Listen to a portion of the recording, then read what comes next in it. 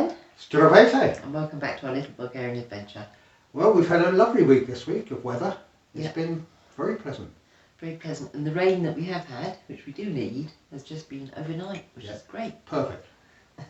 Kept us happy, kept the dogs happy. A few strong winds, Yeah. but that's not been too bad. No, we've coped with that. And Didn't we've... use any roof tiles, No, or the chimney. which is still waiting. It'll get done at some point. But we have spent a week doing bits and pieces here. We haven't actually been anywhere, have we, this week? No, not yet. So we spent the week here, pottering around in the woodland, in the gardens, doing the work we need to do. Yeah, just still keeping on top of this trimming, which is just major at this time of year.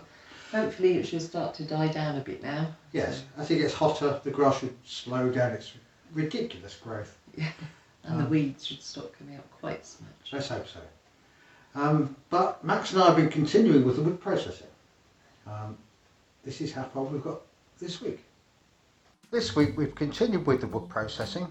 We left it at this point last week where we had half a bay of old wood from last year and half a bay of new wood for this year.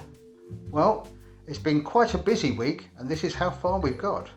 All the big pieces of wood have been cut and split and stacked. That's 2.5 bays of new wood, half a bay of old wood and the end bit of just odds and ends. These are the odds and ends of wood which are a strange length for stacking or a strange shape, or we couldn't split them down anymore because of knots and faults in the wood. So they're stacked in the corner here. They will all burn, but there may also be a project involving those and possibly making some charcoal later in the year. We'll have to wait and see, but we've put those there now. They're out the way and easily accessible. This is the new wood that we've cut this year so far. The two full bays are 4 rows deep. The bay on the end is 1.5 at the moment. But like I say, that's all the big wood cut. Now we've got to move on to the smaller stuff, which won't need splitting. It'll be a much quicker job. And this is the pile of wood that we've got left to cut. We're going to use a circular saw to cut it. But because of the size of the wood, it won't need splitting. So it's just cutting it and stacking it, which is a much quicker job. So, and you can see the pile is a lot smaller than it used to be. We're almost there. We've got this to do, a bit of mulching left for the garden, and that's this year's wood processing complete. Yeah, I think there's a good chance you're going to finish that before your end of May deadline. Yep, that's the plan. There is other stuff to be doing at the same time, but with the English Viking wielding an axe as he does, there's no stopping us. No, it wouldn't appear so. Then you've just got the rest of the barn to tidy. Yes, but at least that's not covered with a couple of tons of wood. No, and I've got my 6 square feet to sort out, Yeah. which I'm allowed. But what a mess that is. Because they dump everything there. Got to go So no, somewhere. I'll sort it. It's got to go somewhere. Yeah. Well, last week I started some elderflower champagne. We started fermenting. Everything has been going according to plan. If you're following along and making it yourself, here's stage 2. It's been a week now since we started off our elderflower and strawberry champagne. They've done the first fermentation and this is how they're looking at the moment. So on the left we have the strawberry and elderflower champagne, and on the right we have just the elderflower. You can see the difference in the colour, but that'll become clearer as we continue this process. And this is the surface of the strawberry and elderflower one. You can see some of the strawberries at the top there, and they're no longer the bright red they were. They've gone white. They haven't completely lost their colour, but a lot of it's gone. And that, with the flavour, has gone into the drink itself. We now have to decant the fluid from the bucket into a container whilst we strain out the fruit and the flowers. Now from this point, same as last week, everything that touches the liquid has to be sanitised. This is a bowl of sanitizer, so everything I use will be dipped in there. I've already done the inside and the outside of the container I'm going to be putting it in. So let's carry on and get the fruit out.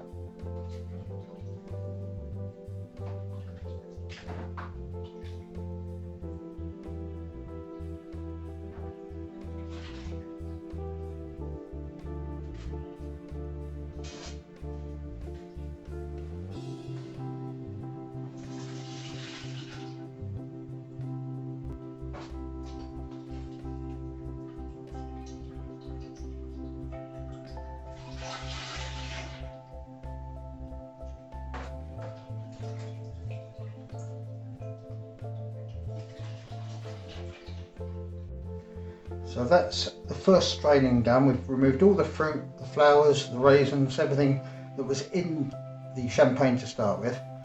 We're now left with just the pollen and some very fine stuff. So we're going to have to filter it again, but this time we're going to use a fine mesh to filter through. We're going to be using these plastic bottles to store the champagne in while it does its second fermentation and becomes fizzy. They're old fizzy drink bottles, so they've been washed out and sanitised, but they're designed to take pressure from a fizzy drink, which is ideal for our purposes. We will have to do some further steps just to make sure they don't over pressurise, but we'll come to that later. The next thing to do is to fill them up whilst filtering out any pollen or any little bits of flour that have been missed.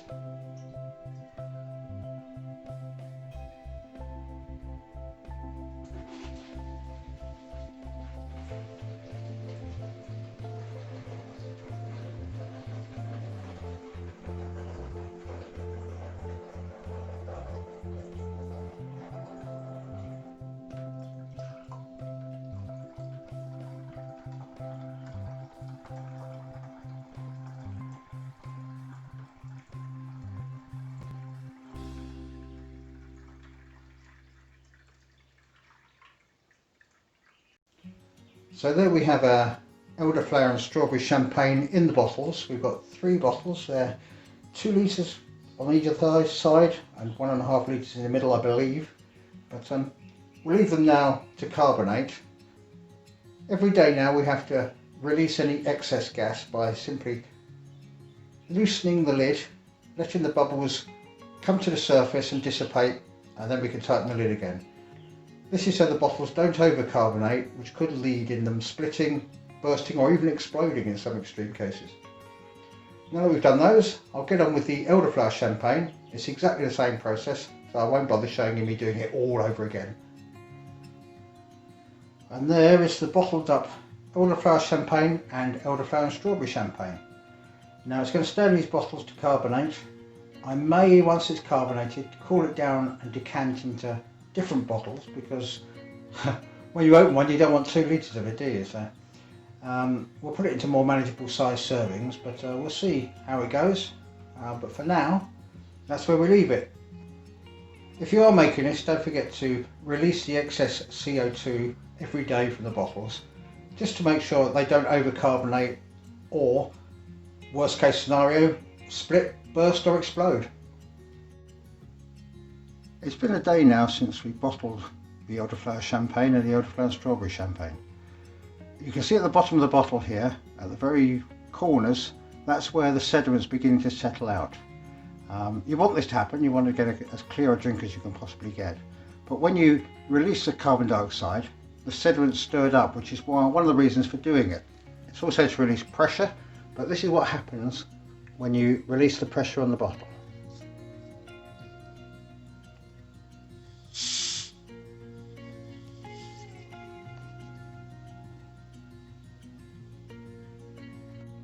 And this is what you'll see at the top.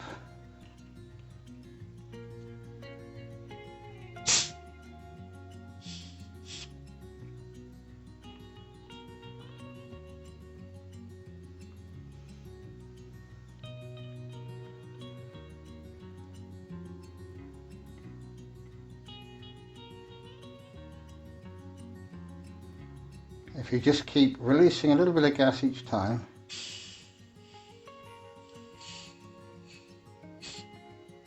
you're just releasing the pressure, releasing some of the bubbles, and it's still quite firm.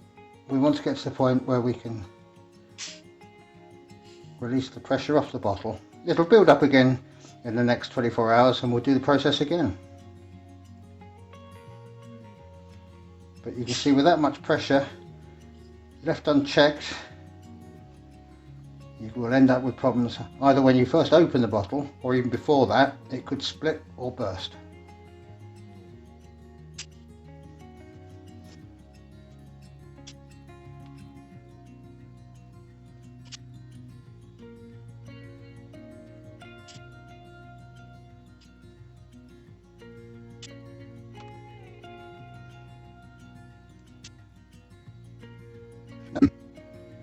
And now that we've released most of the carbonation, we just squeeze the bottle a little bit and do the lid up. That gives it room just to carbonate a little bit more. We did have a little taste before it entered the bottles, and it tastes good. You have to, don't you? But yes, if it carries on and improves as we expect it to, it's going to be delicious. Yes, we're quite looking forward to that finished product. Oh yes. I don't think it'll be up to your standards, Ivan. Well, I've gone fizzy, so I've moved the goalposts. Yeah, we weren't going to compete on a level playing field because No. we don't think we'd get anywhere there. I have nowhere near the experience necessary. Not for winemaking. But we never know, we might get beer undergo in the Yes. not too distant future. It's been penciled in. As soon as it goes on the whiteboard, it's underway. Well, we need to get a fridge first. We do, yeah. You need to get a fridge for If you. anyone's got an old fridge they don't want, let us know. Today, of course, is a bit of a special event here. Yes, it's a Bulgarian national holiday. Yes, it's celebrating Cyril and Methodius developing the Cyrillic alphabet. Yeah, and also a day of education and culture and just a national holiday, which is great. And it's Lynn's birthday. Because it falls on my birthday. Yeah. So it's always on holiday on my birthday in Bulgaria. But it's not just Lynn's birthday. No, it's also Jasmine's. We found out today. Happy birthday, Jasmine. Yeah, I hope you have a lovely day. We're going to. And 2 days ago, it was our grandson's birthday. So happy 7th birthday, Owen. Getting big now, mate. Yeah, Yeah. Well, soon be as tall as your mother. and a budding golfer. But so we hear. His best present was his new golf wedge. Yeah. Enjoy that. And all the rest of the stuff. Yeah. Especially the cake. Yeah, I'm sure you enjoyed the cake. I would. Well, tomorrow is Palamarza. It's the Yes. last Saturday of the month when it takes place. I think stall holders are there from 10, other people from 11, but it's fairly flexible. Yeah, and hopefully we're going to go tomorrow. Yes, but barring any catastrophes, calamities or food poisoning if I make Lynn a cake, we should be at Palamarza. Yeah, so we hope to see some people there. If you see us, come and say hello. Yeah, it's always nice to meet new people. Oh, it is, yes. And old friends. Yep. Even if you don't know us, come and say hello. So that's probably about it for us this week. So until next week, Time for us to say, stay safe. be well. Doskoro. Doskolo.